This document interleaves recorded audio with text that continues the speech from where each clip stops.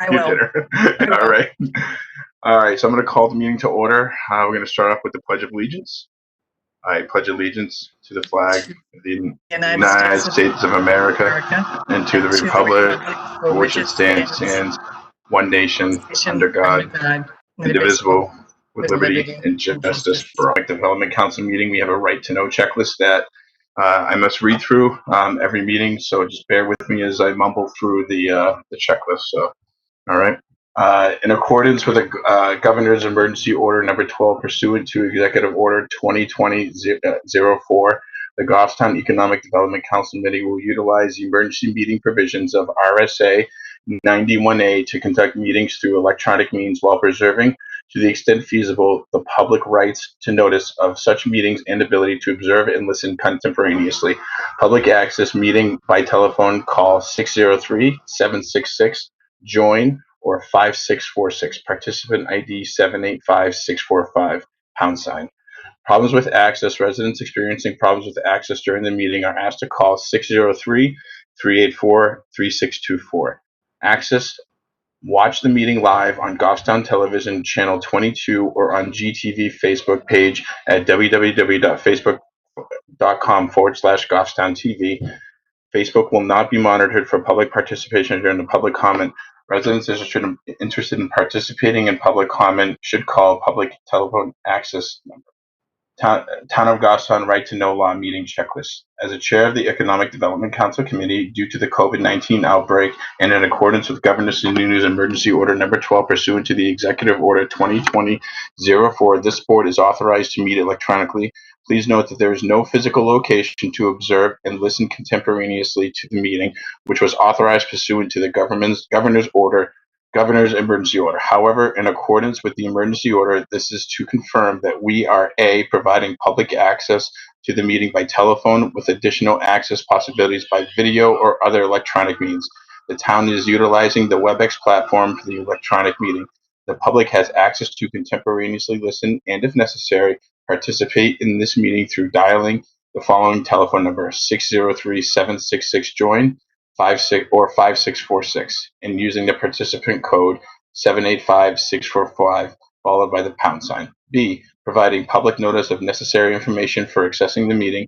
The town previously gave notice to the public of how to access the meeting using the available number with the posted agenda, providing a mechanism for the public to alert the public body during the meeting if there are any problems with the access. If anybody has any problems with telephone access, please call 603-384-3624. D, adjourning the meeting if the public is unable to access the meeting. In the event the public is unable to access the meeting, we will adjourn the meeting and have it rescheduled at that time. Please note that all votes that are taken during the meeting shall be done by roll call vote. Let's start the meeting by we're taking the roll call attendance, which each member states that they're present. Also, please state whether if there's anyone in the room during this meeting, which is required under right to know law. So, all right, that was a mouthful. So, Chet Bowen, you are muted. Rookie mistake. Chet Bowen, I'm select board rep, and I'm the only person in the room. Bonnie Gavin, and I'm a member, and I am the only one in the room. Mark Stevens, I am an alternate member, and I am the only one. Ellen Vermakowitz, school board rep, and I'm the only one in the room. All right.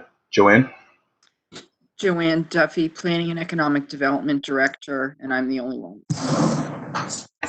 Gregory Rodriguez, Chair of the Economic Development Council, and I'm the only one in the room. And Jonathan Napoli is joining us tonight. Jonathan, you want to just state your relationship to the board? Hi, John Napoli, candidate presumed to join the council. I am present, and I am the only one in the room. Thanks, John.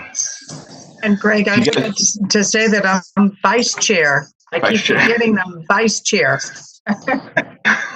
You are vice chair, Bonnie. I am, thanks. And excuse me, this is Ellen. I misspoke. I'm just here as a member of the public. All There right, it is. thank you. Yep. If you aren't speaking, can you just mute your microphone, everybody, just so we don't have background noise? Could I just ask why Ellen's just there as a member of the public? Yeah, Alan, I thought you were a member of the board. I am a member of the board, but I'm not representing anybody. I'm here as a member of the board. Okay, I'm sorry.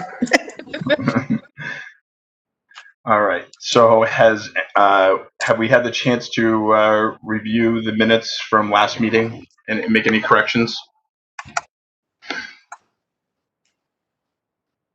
All right. The meetings look fine. Do we have a motion to accept the minutes from I'll make a 6/3? motion. Okay. I'll make a motion to accept the minutes as right. written. All right. Do we have a second of that motion? I'll second it. Okay. Mark? And I was not present. Okay. Bonnie? I made the motion, yes. Oh, that's right. Yeah, second. I'm sorry. Ellen? I abstain. I wasn't present. Okay. I accept the minutes. I do as well. Joanne? Okay. All right. Motion carries. Seems like we have a lot of delay right now in in our speaking, so probably just give each other a couple seconds before speaking again. I'm actually going to have John go first. I'm just going to switch the agenda around just a bit, so John can actually get this out of the way. So I'm just going to move the agenda around just a little bit. So John, if you just want to tell us a little bit about yourself and why you're interested in joining the Economic Development Council for the town of Goffstown. Thanks, Greg. Like I said, my name's John Napoli. I've lived in Goffstown for the past little over 5.5 years with my wife and 2 sons. Looking to get more involved in the community and finding out ways that I can give back and be an active member and active steward of the community. Some background on me: I am currently the interim director of pharmacy at Frisbee Memorial Hospital over in Rochester, and also concurrently the clinical pharmacy manager at Parkland Medical Center down in Derry. So doing some double duties in the pharmacy leadership world. So I'm really looking forward to hopefully joining and learning a lot more about the council and its activities and how we can help. Some perspective that I think that I can bring, from pharmacy leadership is just constantly we're managing a multi-million-dollar drug budget and constantly are making value-based assessments on where we're going to use our resources, how we're going to use them. Pharmacy touches almost everything in the hospital. If anybody that's ever been to a hospital or know people that have been in there, you've got a medication at some point. So there's a lot that pharmacy interacts with. So that experience being in multidisciplinary teams and working together for process improvement projects, really enjoy doing that. That's one of my favorite part of the job is working with the other disciplines and doing the process improvement work. So a little bit of the perspective that I hope that I could bring. And really looking forward to becoming more involved in the community where the family lives. Awesome. Thanks, John. Does anybody have any questions for John? I just wanted to say that it was very impressive. Your resume was very impressive, John. Do you need a motion to accept him as a member? I believe so. Ellen has a question. Yeah, Ellen, but you have I a know, question? but if we make a motion and then have a second, then we have discussion, right? So the motion should be to recommend to the select board the appointment of John. Right. Because this. It's my motion. So the motion to recommend John to the select board for the town of Goffstown. Do we have anybody second that motion? All right. Ellen? Yes, John. Is there a particular segment of the Goffstown business districts that you have a particular interest in or feel that you'd like something needs to be done?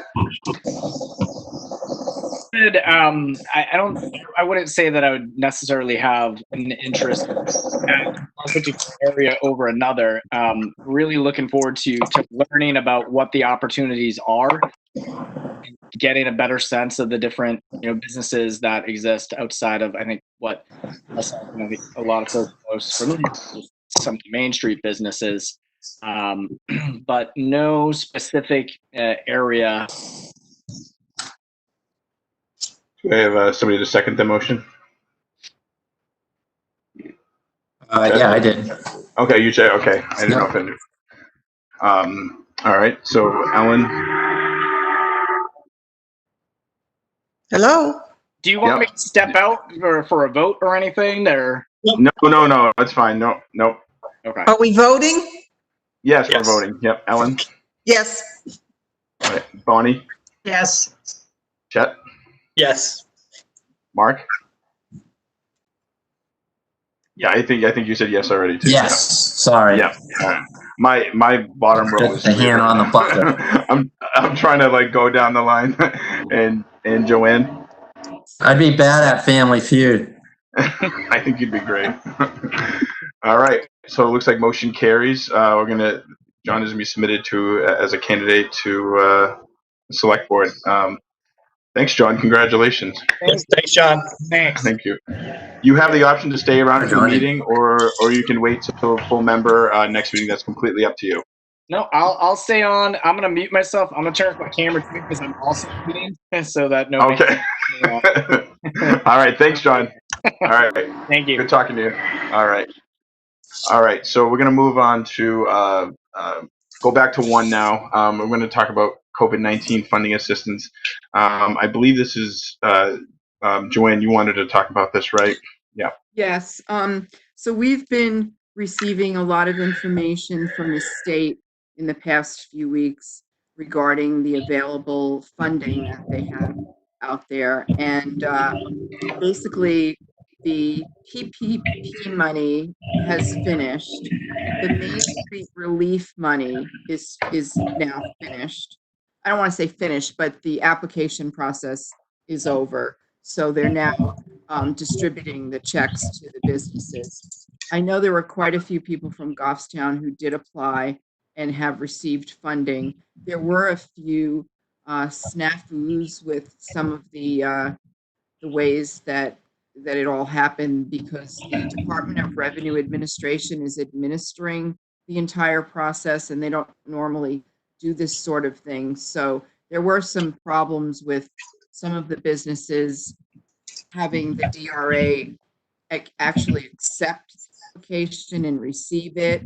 And then other people received checks that were too high, and they were, trying to find out, what do I do now? So there was a little lag in the delay of receiving everything, but I made several phone calls for these people, touched base with some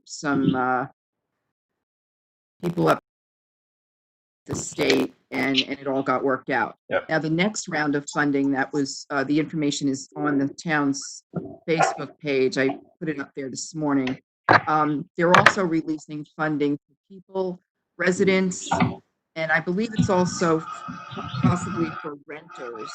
But it's Joanne, can I just interrupt you for a second? If you aren't speaking, can you just mute your microphone, please? Because it's hard to hear Joanne at the moment.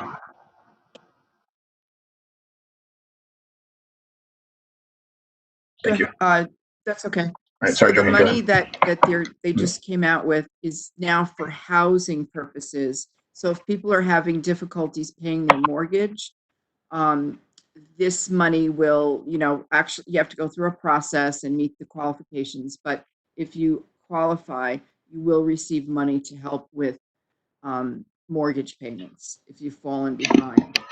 And then as of July 6th, they're releasing another pot of money for self-employed individuals. And there are quite a few people in our business community who are self-employed and very, very anxious to apply for this money. So the period in which to apply is July 6th through July 17th.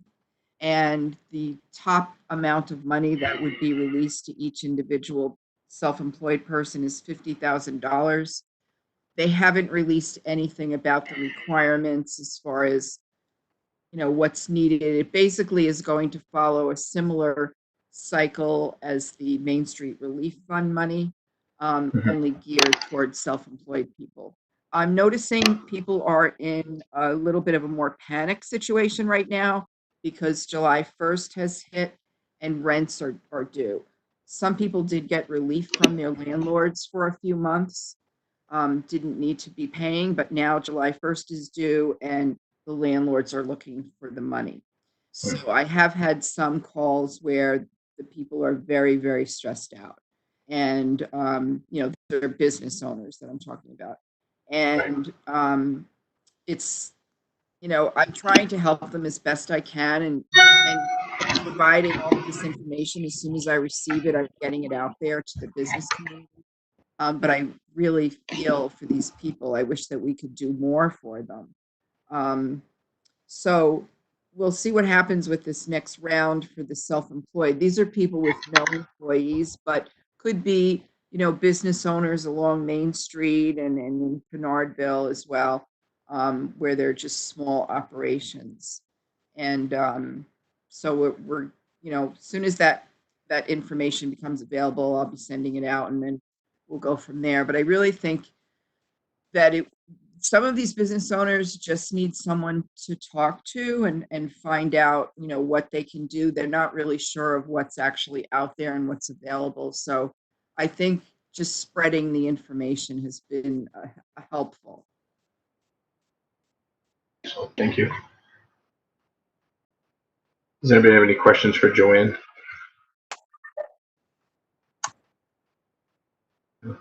I do. Okay. Hi, Bonnie. Go ahead. Joanne, first of all, I wanted to ask you, do you know if there's any local businesses in Goffstown that are going to close their doors because of this COVID, number one? And number two, go ahead. Okay, Sorry. And number two is there a write-up that we can go around and pass out to the local business owners so that they know what's available to them, so that we can go around business to business and maybe drop something out to them and say, hey, this is available. You need to do it by this date. I mean, I'm happy to go around to the Bernardville businesses and do that. I can certainly print off the last two funding information on the last two funding articles that I have. Those, like I said, those pertain to households as well as, or I'm sorry, not households, but housing, as well as small one-person business. So we'd have to gear the information towards that type of business rather than covering the entire town. It is on the town's Facebook page, and I did send out information to the people that I have email addresses for. And I did receive lots of questions back from them, or thank yous, thank you for letting me know, that kind of thing. But again, I know that there's a lot of businesses out there that don't know anything about this. And again, it's the small one-person business owner. Mm-hmm. These people did qualify for unemployment. Now, whether they went ahead and applied, I have no idea. But the unemployment, I'm not sure. The federal government did mention that they'd be eliminating that extra $600 a week, but I'm not sure exactly when that's happening. I know exactly when. It's July 31st. July 31st, right?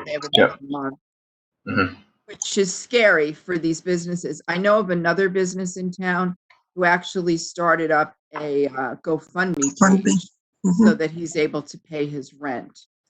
And another business I spoke to, I said, well, could you possibly speak with the landlord about this issue? Because they're even having some issues paying their utility bills.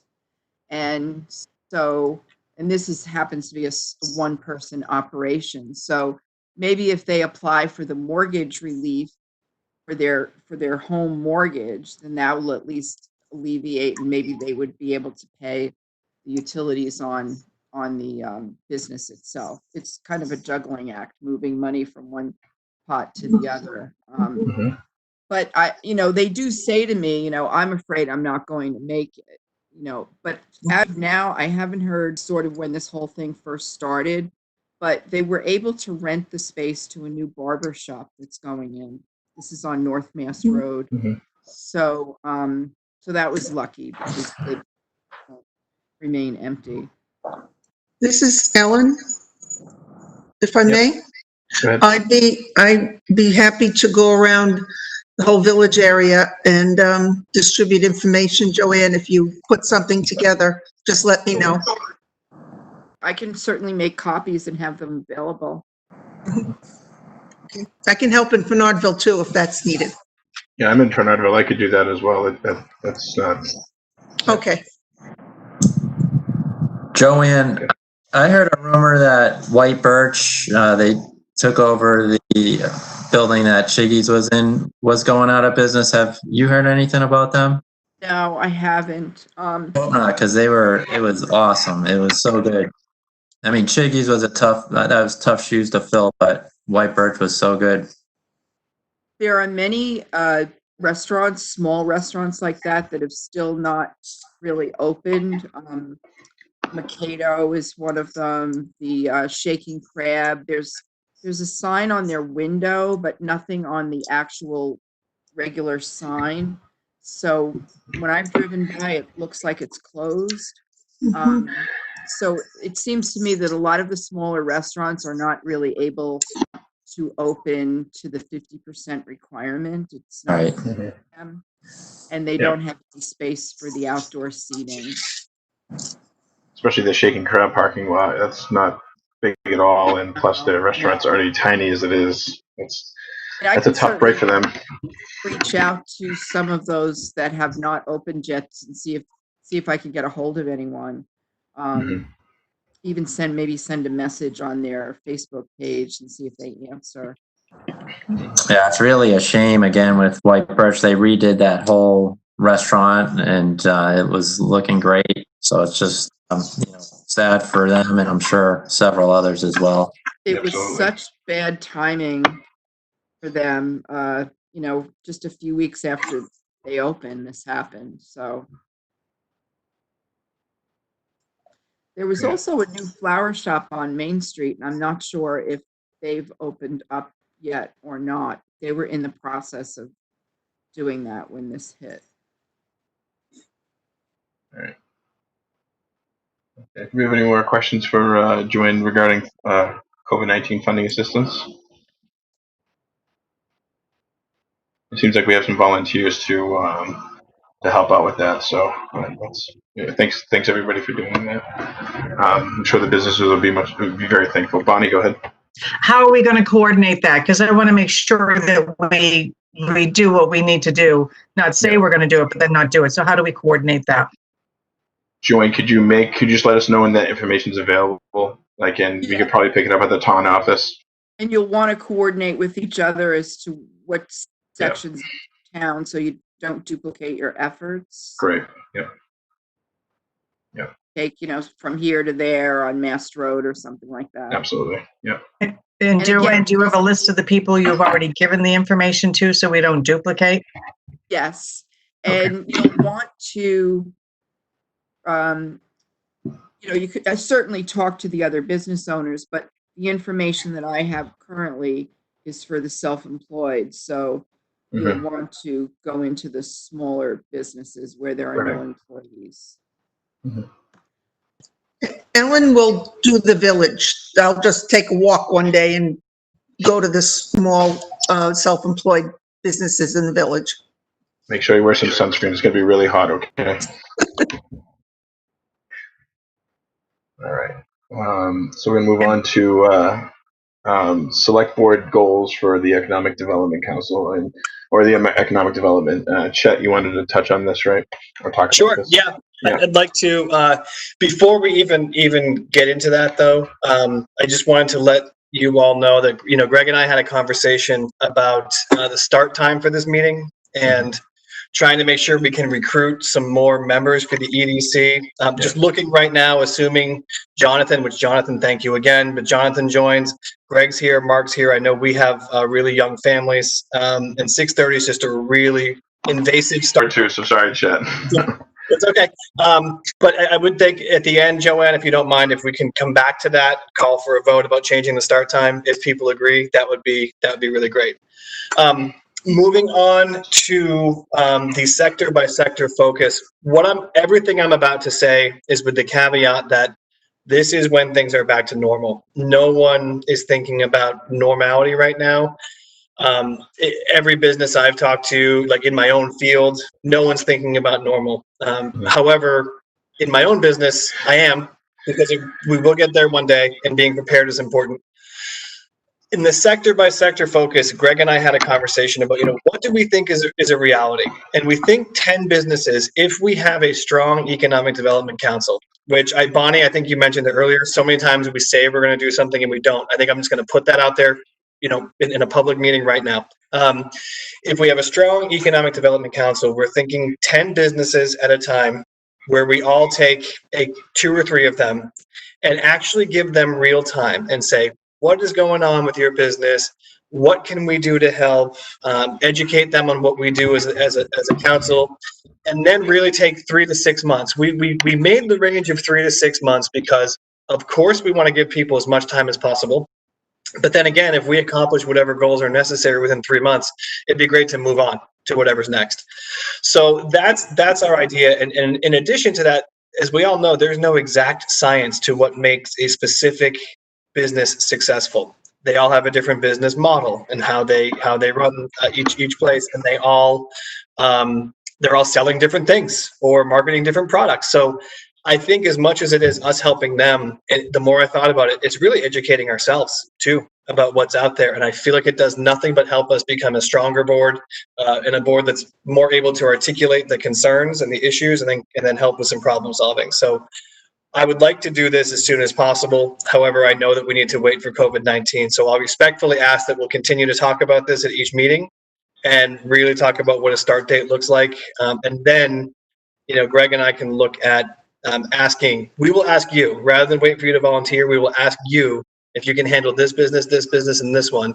And you can, of course, say no if you really can't. But that would be our goal, so that there's a directive in place. And the other piece I wanted to mention is that when Greg and I were talking, we're really looking at, the Pinardville area, sort of starting out there and then moving our way in. And of course, being transparent about our schedule.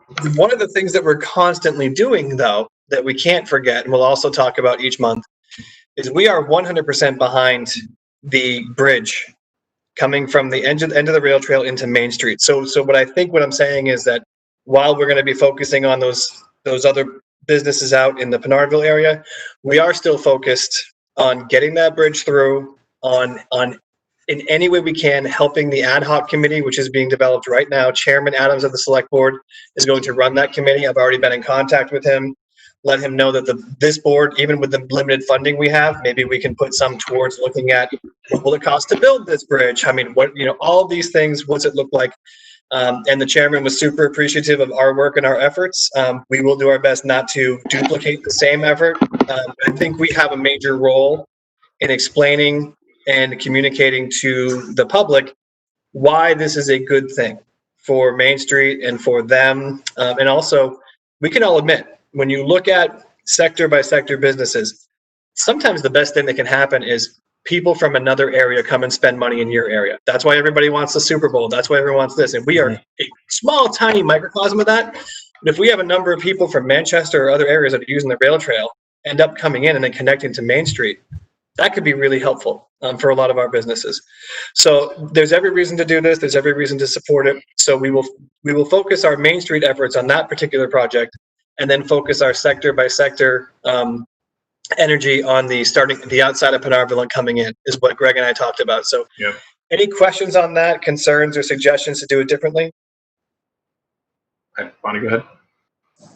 You're muted. You're muted. Oh, sorry about that. Yeah. The question that I have on that is there a way that we can even get some public funding, get people involved in the community much like a GoFundMe page, but not quite like that. Can we go out and ask the community for help? On which one are you talking about, Bonnie? Which project? The sector by Sorry, sector? the bridge. The There is bridge. a couple of members of the public involved, and I do believe that all funding sources will be discussed. What's legal, what's not legal. I mean, obviously, we don't want to do anything outside of what is ethical. But that ad hoc committee will be there, and I would encourage anyone from this board, when those meetings are opened up to the public, to attend and have comments. So I don't have the answer, but I know that we will have it soon. I think one of the important things that we really need to address with these businesses is their pain points. And I know Joanne and I spoke about, scheduling, fee schedules and stuff like that. We really want to encourage growth in Goffstown, and the different fees associated. I know every town has fees, and we don't have a state income tax, so a lot of these things are fee dependent. But we have to make it friendly for businesses to come, just as anything else is for residents and whatever. But and I'm not saying I don't know if that's a pain point. I'd love to know if that's a pain point for businesses in the area, because I know 10 months ago we spoke about this as pad ready sites ready to go for economic growth, and I can almost bet money on it. That's going to be one of the things that they're going to talk about, and this is a concern. And I would hope that when we bring these concerns back to the council, then check and bring it to the select board. Maybe we can see some change happen with that. Yeah, I agree, and I can tell you, Greg, with some confidence that there are some pain points in being a brand new business coming into town, and what they find is some surprise fees. That is not because, however, that Joanne is not doing her job or that we don't have. No, not at all. The pain points are there because you're coming in, you want to start a business, you're in a hurry. It's a small community. We do have a number of 40-something individuals. That's our median age, so the customer base is there. People love it. Right.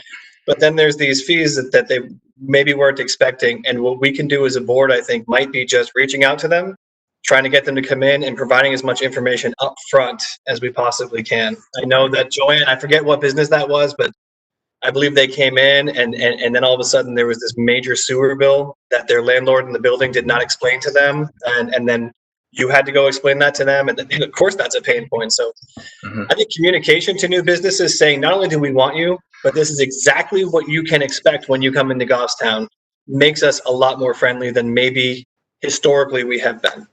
Yeah. Lost an ice cream parlor business that was going to be run by a resident of the town, and in the round building in the parking lot behind the town hall. And I thought that would have been a really cute place. Great spot. Yep. Yeah, And right then next all to the Ace. fees- And Yeah, and then all the fees came due, especially the sewer fees. Yeah. And, it just became a breaking point. And I'm on the sewer commission. I'm so sorry, Ellen. I'm on the sewer commission, and we talked about the fees, how the fees are communicated, and and there's been some improvement there. So it's a lot easier now for someone coming in to look at the sewer fees. And Tim, who's on this council with us as a member of the planning board, was a big proponent of that, getting those fees out there ahead of time, making sure people know what they are and why they exist. So that's one example of multiple improvements we can make along the way. Again, Are they abnormally high there, the fees? It's called an Repairs accessibility fee, and it's $5,000. So if you were to build, say for instance, a single family home, it's $5,000. If you build an accessory apartment with the single family home, or say you have an existing single family home and you're already hooked up to sewer, and then you want to add an accessory apartment, and it's over 650 square feet, where our town ordinance allows 800 square feet, you're charged a $5,000. No, I'm sorry, I take that back. It's a little less than that because it's smaller, but you're charged a large fee for an accessory apartment. If you have, say, this ice cream or just an apartment in general, $5,000 fee. So it gets expensive. Hey, And I can speak on the accessory single family home, my personal experience. So, so fees are very near and dear to me at the moment. And I can just imagine for businesses coming in, it just doesn't encourage growth. It doesn't encourage. I'm all about paying fair share, but I think it needs to be a fairer rate, in my opinion. So, Ellen, I know you had That something would to say. ultimately depend on how many hookups there are and what the repairs are in general, or is the system in good shape, or is there a lot of repairs that need to be done and that's why fees are high at the moment? Or? The sewer commission has to pay capital improvement fees to the city of Manchester as part of their contract. So this $5,000 accessibility fee goes towards the capital improvements. Well, Ellen, I'm gonna let you go. Double-edged sword, right? You want town sewer, but then on the flip side, obviously the fees that go with that seem to be high, but I don't know. I don't know what shape the system's in, so I'm assuming that it's fair, but definitely a tough pill to swallow. But that's the catch-22 with utilities, I suppose. You want it, but then obviously everybody's got to pay for the infrastructure. And, if you think about it, if you were not able to hook up to sewer, you'd be looking at what, $5,000 to $10,000 to put in your system at home that's not on it. So it's tough. But if it's already existing, that's the thing too. That's the problem. Yeah, no, yeah, I get it. I think they probably, what that number is. I don't know how. I don't know the equation behind it. I'm sure they have to. It's got to be public record. They can't just throw the fee out there. So it is public record. And let me because I know Ellen's been trying to go for a while, so I'm just going to say this really quickly. I think what we should do for this discussion is wait until Tim returns to the board and maybe ask him some of these questions, because he has all those answers. And he does. That guy does not miss a detail. So he'll know the answer to your questions. So maybe when he comes back, we can put it on the agenda. Good idea. Thanks, Chet. Sure. Ellen, go Can ahead. I? Okay.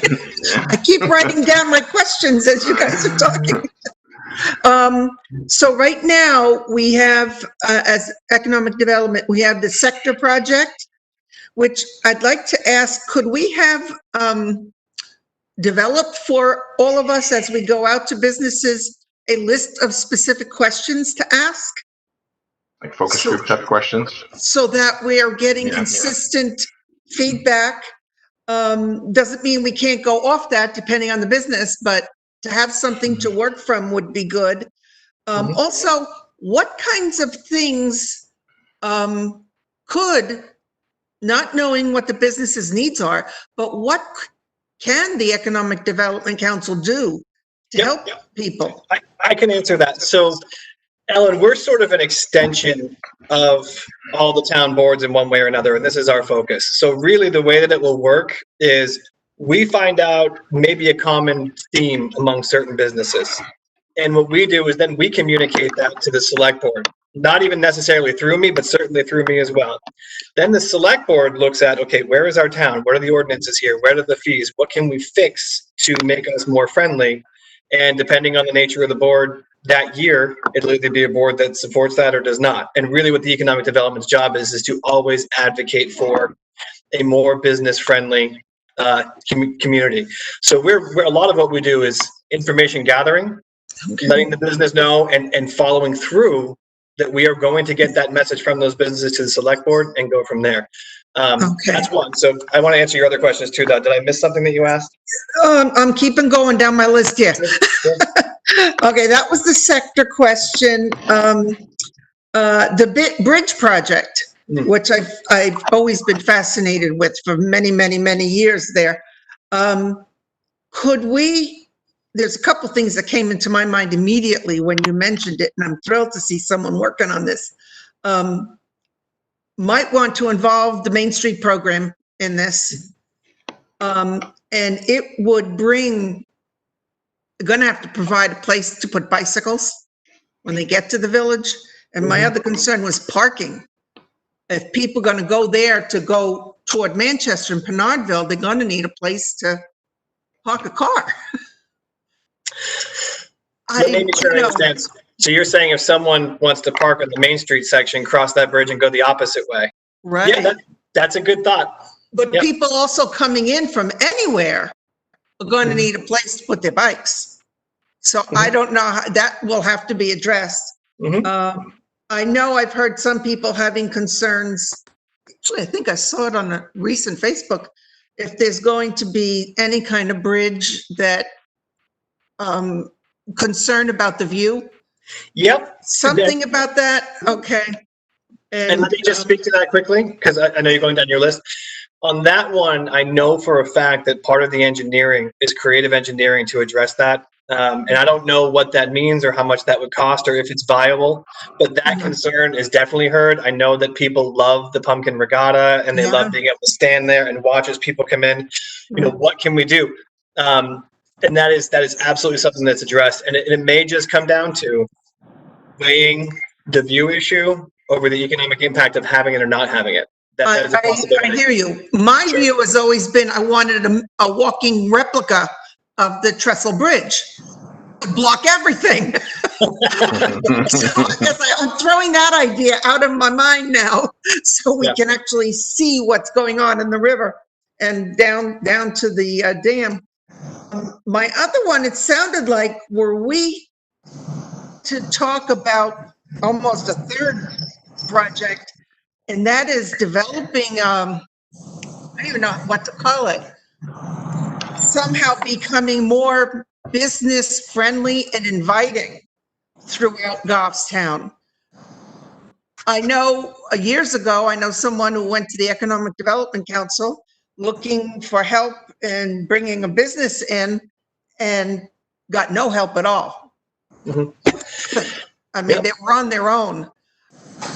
But you're talking about fees, but there were also permits and whatever. Is there anything we can do to make it welcoming for business to want to come to Goffstown? Yeah, and there's plenty we can do. And I think that if you watch some of the planning board meetings or some zoning meetings or things, you can see where we may be able to make some subtle changes in our approach and our availability of information to new businesses coming in. And that conversation has already started at very low levels. I've talked to the town administrator about it. And I've also, we are so lucky to have, I mean, Tim's, I don't know why, I think Tim doesn't do these meetings, but when we get back into our in-person meetings, that's a real great resource for us to ask, you know, what's happening at the planning board level? How are we treating potential businesses as they come in? Is there a way that we can make the process easier? And then, of course, as an economic development council, we need to step up and say, if there's a way and we can help, then we actually have to follow through and help. I don't think this is the first time that conversation has come up, but I certainly have a personal goal of an intention of making sure that we follow through this time. There's something better than the voices. I like hearing the notion of follow through. Yeah. Taking action ourselves, gathering information and following through with it, I think is vital to being successful. So I think it's also, I think all my it's questions. I think it's being successful is making the businesses feel heard at the same time. I think that's the most important part of this whole thing, is because that's where the change comes from. If there's anything, you know, just gauging the temperature of the country right now, people are talking, and we want to make sure that their voice is heard just on this level of the Economic Development Council. All right. Do you have any other anything else we want to add to the sector by sector focus? No, thank you, Mr. Chair. All right. We already talked to John, so we're going to move on from that. And Ellen, going back to you, we're going to talk about Pinardville beautification. There we go. I'm back, right? Yep. I don't know how many others are, but I have joined quite a while back the Pinardville Community Facebook page. And there seems to be a few people, there was quite a long discussion among them on Facebook about doing something for beautification in Pinardville. Now, Pinardville's pretty long. I mean, I don't know from where to where they were talking. Okay, it is a 3-lane road, and much of it, it's wide. It's not like a country road that you can drive through, but they were talking about it, and I didn't know if there was anything we as an economic development could encourage them or support their efforts. I did suggest to them, not as an economic development person, just as someone who volunteers with businesses, you come up with a little plan and see, let others know, like the economic development selectmen or whomever, and see if others can help them get something going. I didn't know how we would feel about this. Excuse me. And the other thing that I've noticed for Pinardville is a lot of discussion about the condition of some of the roads. It certainly does impact the businesses in the area. And I didn't know if there's anything we can do to help that out. Mr. Chair, do you mind if I tackle a couple of those? Yeah, I was going to ask what you thought of that. So the beautification part, there is something that we can do, which is communicate a tax break that we have in place for businesses that choose, and Joanne, you may be able to speak to this with more, gusto than I, because you understand it better.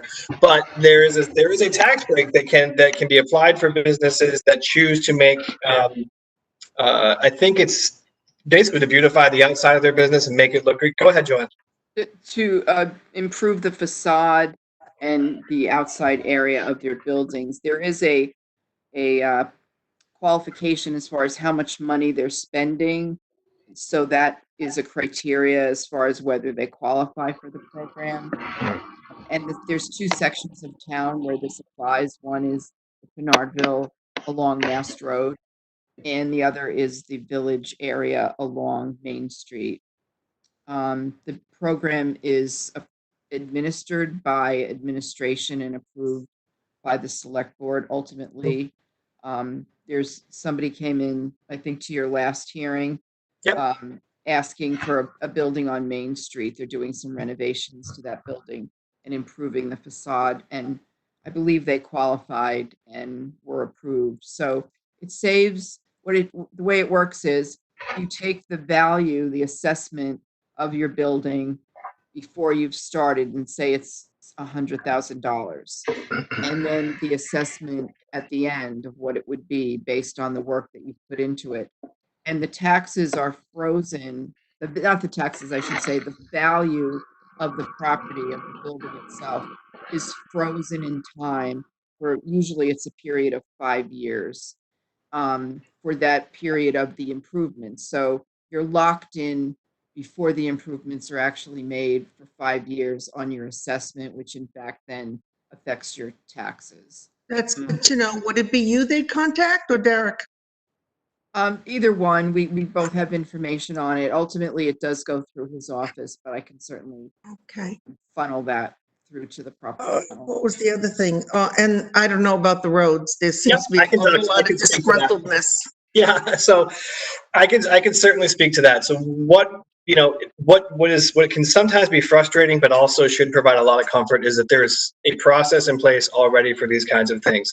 The issue is that not everyone has followed the process as they should, right? So here's what we should do.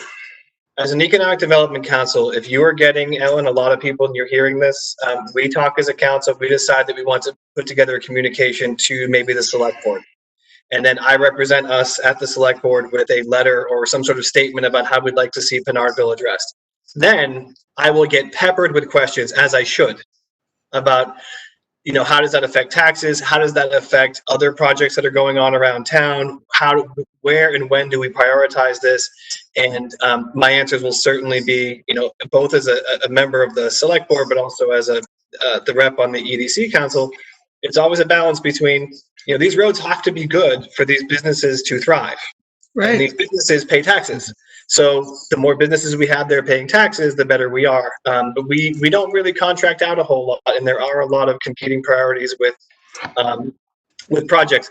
But we have not, as far as I can remember, Joanne, since I've been on this board, I don't think we've ever put together an official communication that the select board rep brings to a select board meeting and goes. And then what happens is when I get peppered with questions and become very insecure about my answers, then I come back to the board and then we discuss, okay, this is what happened at the meeting.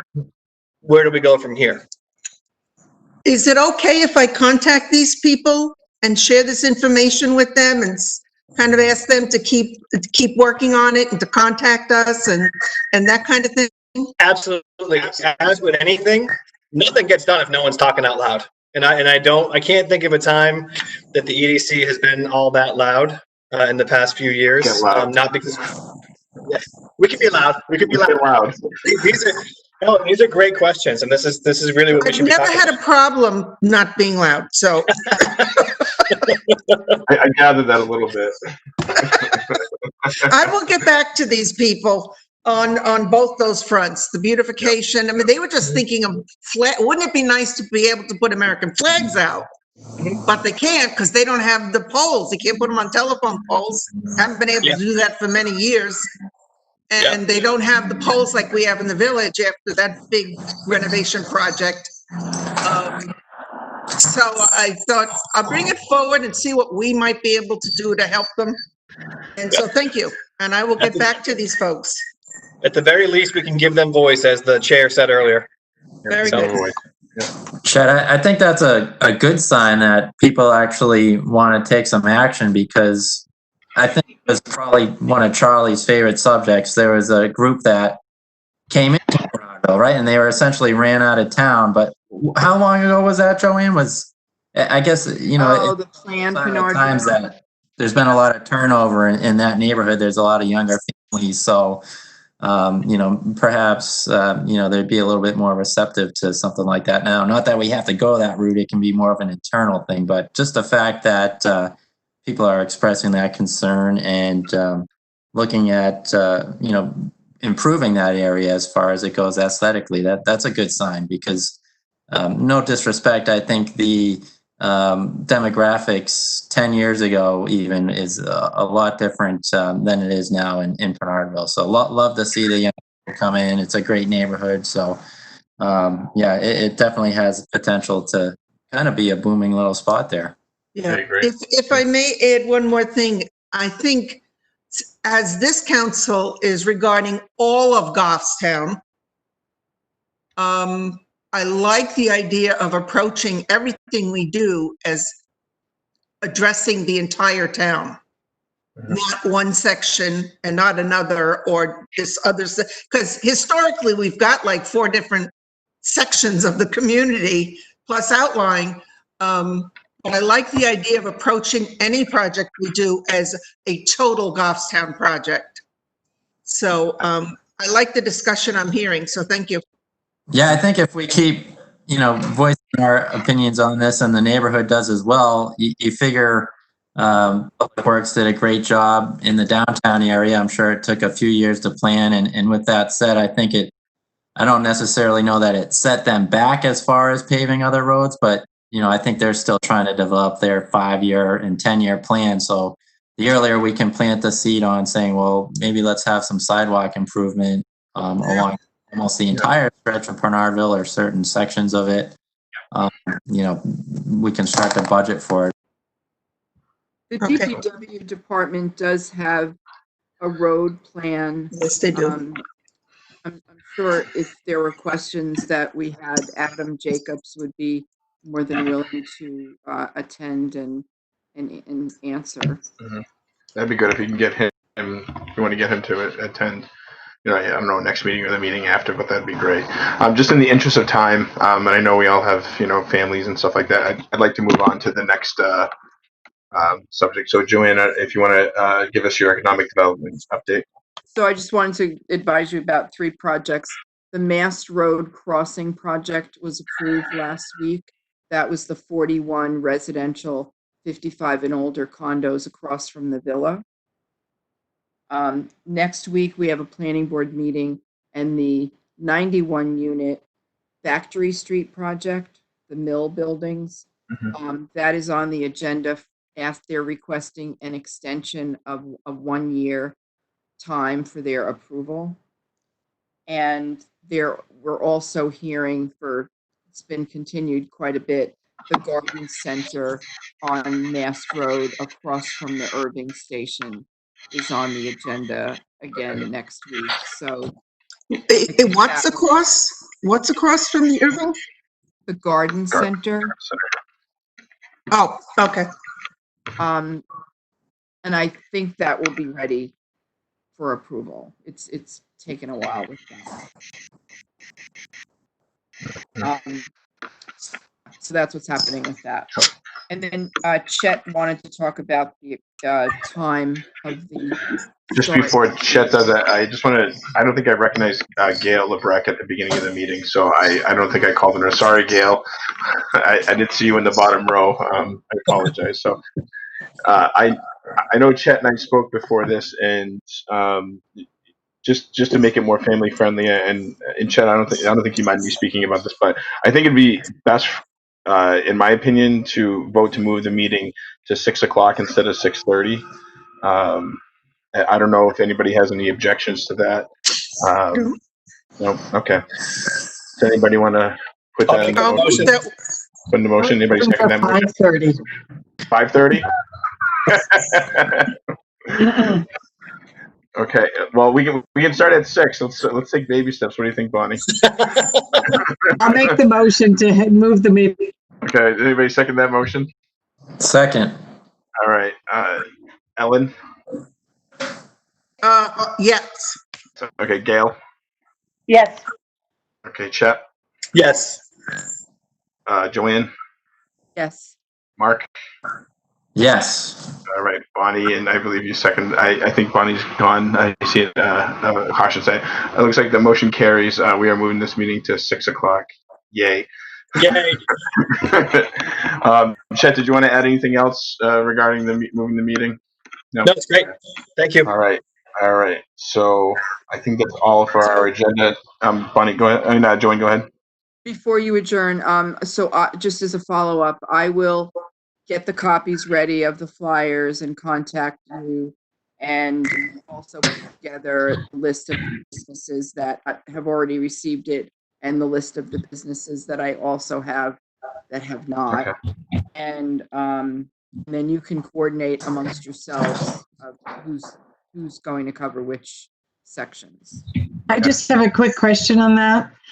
How are we going to know that the self-employed, the individual businesses, how are we going to know that? Going to be tough. Going by the list, we might be able to at least narrow it down. I don't know. I mean, there's nothing that indicates to me that this is a one-person business, because everyone may have an employee that is noticeable. So it's a one-person business, and that's it, like the vacuum cleaner guy over on the side street, that kind of person. Okay. And it could be, I believe it could be its owner. I don't know the word I'm trying to find.